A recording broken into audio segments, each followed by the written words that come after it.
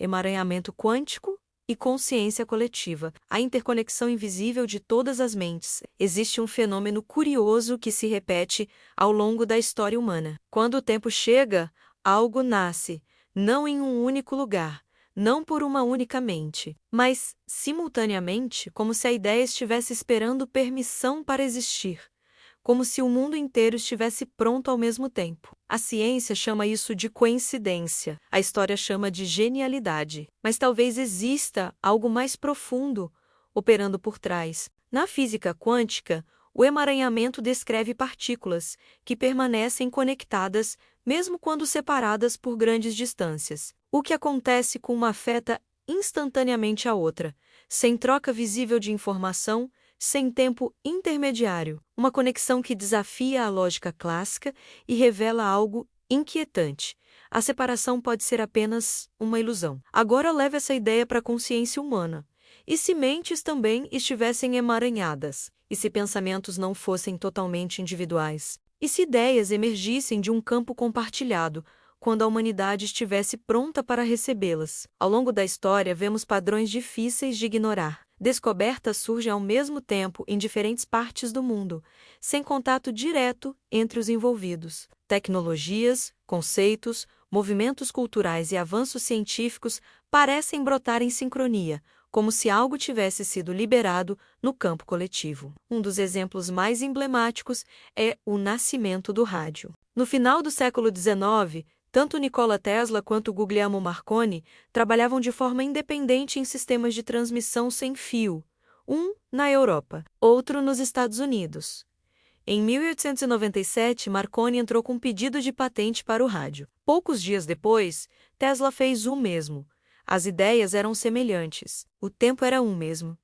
O mundo estava pronto. Não foi o único caso. O cálculo surgiu quase simultaneamente com Isaac Newton e Gottfried Wilhelm Leibniz. A teoria da evolução apareceu com Charles Darwin e Alfred Russel Wallace praticamente ao mesmo tempo. A descoberta do oxigênio envolveu Priestley, Scheele e Lavoisier em períodos sobrepostos. A lista é longa demais para ser descartada como acaso. Esses eventos levantam uma pergunta incômoda: as ideias pertencem aos indivíduos ou os indivíduos apenas as acessam? Talvez o gênio não seja quem cria do nada, mas quem sintoniza primeiro, quem percebe algo que já está disponível no campo, quem tem sensibilidade suficiente para captar uma informação que amadureceu coletivamente. Na física quântica, o emaranhamento mostra que sistemas não podem ser descritos isoladamente. O estado de um depende do outro. Talvez a consciência funcione de maneira semelhante. Talvez pensamentos individuais sejam expressões locais de uma mente mais ampla. Essa ideia não é nova. Tradições antigas falavam de uma mente universal,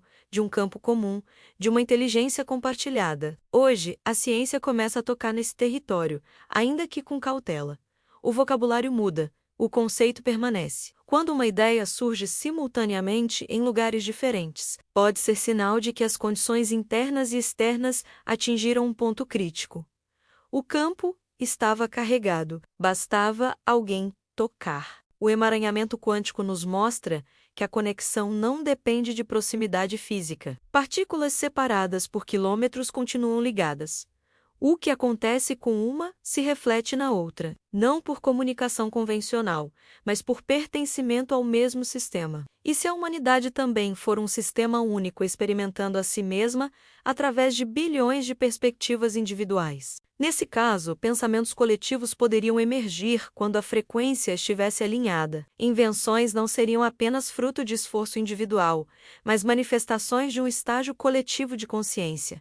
Quando o mundo precisa de algo, alguém o escuta. Isso explicaria por que certas ideias não surgem antes do tempo, por mais que alguém tente. E por que outras surgem de repente em vários lugares, quase como uma avalanche inevitável. A consciência coletiva não é mística no sentido raso. Ela pode ser entendida como um campo de informação compartilhado, moldado por experiências, necessidades, desafios e aprendizados acumulados ao longo do tempo. Quando esse campo atinge maturidade, novas possibilidades se tornam acessíveis. O emaranhamento quântico nos ensina que a realidade é menos fragmentada do que imaginamos, que a separação é uma construção útil, mas não fundamental. Em níveis profundos, tudo está interligado, tudo responde ao todo. Isso muda completamente a forma como vemos criatividade, inspiração e até espiritualidade. Talvez momentos de insight não sejam criações solitárias, mas encontros, conexões momentâneas com algo maior. Há relatos de artistas, cientistas e inventores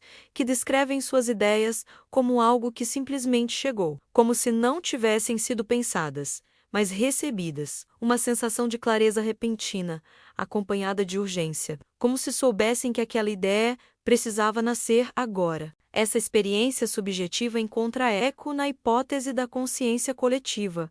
Quando o campo se organiza, as ideias fluem. Quando o tempo chega, resistir se torna impossível. O mesmo acontece em movimentos sociais, culturais e espirituais. Certos valores emergem em massa, certas perguntas se tornam inevitáveis, certas transformações se aceleram, não porque alguém ordenou, mas porque a consciência coletiva mudou de estado. O emaranhamento sugere que mudanças em uma parte do sistema podem influenciar o todo. Talvez cada pensamento consciente, cada escolha alinhada, cada ato de clareza contribua para o campo comum.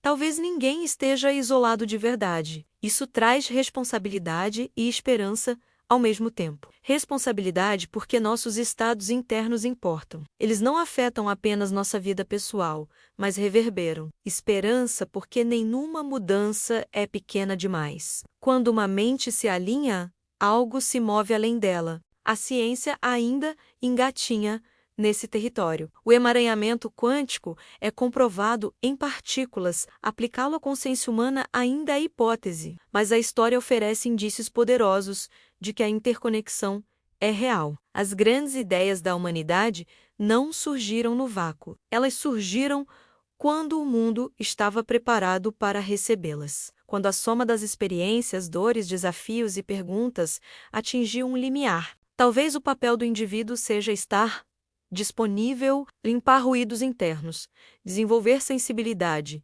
estar atento. Quando o campo se abre, quem está alinhado escuta. Isso redefine genialidade. Não como superioridade, mas como sintonia. Não como posse, mas como serviço. A ideia escolhe quem pode carregá-la. A consciência coletiva não apaga a individualidade. Ela a utiliza. Cada mente é um ponto de expressão do todo. Cada pessoa traduz o campo à sua maneira. Por isso, ideias semelhantes podem gerar resultados diferentes, dependendo de quem as manifesta. O emaranhamento quântico nos lembra que estamos ligados mesmo quando não percebemos, que nossas escolhas não são tão privadas quanto imaginamos, que a humanidade talvez pense junto em níveis mais profundos do que supomos. E se isso for verdade, então vivemos um momento decisivo, um tempo em que antigas estruturas se desfazem e novas ideias surgem em todos os lugares. Um tempo em que perguntas sobre consciência, tecnologia, ética e sentido aparecem simultaneamente em culturas diferentes. Talvez não seja caos, talvez seja sincronia. Quando o tempo chega, tudo flui para que algo exista. As pessoas certas aparecem. As ideias certas emergem, os caminhos se abrem.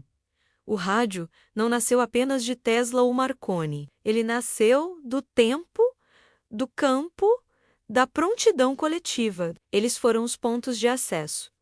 Assim como muitas outras criações que mudaram o mundo. Talvez estejamos vivendo outro desses momentos. Um período em que a humanidade começa a perceber sua interconexão real, não apenas tecnológica, mas mental, espiritual. Um tempo em que entender o todo se torna essencial para sobreviver como parte dele. O emaranhamento quântico não prova a consciência coletiva, mas oferece uma lente poderosa para imaginá-la. Para sentir que a separação pode ser menos real do que parece. Para lembrar que nenhuma mente está sozinha. E quando essa percepção se espalha, algo muda. As ideias deixam de competir, passam a cooperar. A criação deixa de ser individual, passa a ser coletiva. Talvez o futuro da humanidade dependa disso. De lembrar que pensar junto é mais poderoso do que pensar separado. De reconhecer que em níveis profundos sempre estivemos conectados. Quando o tempo chega, a ideia nasce e quando a consciência se alinha, o mundo responde.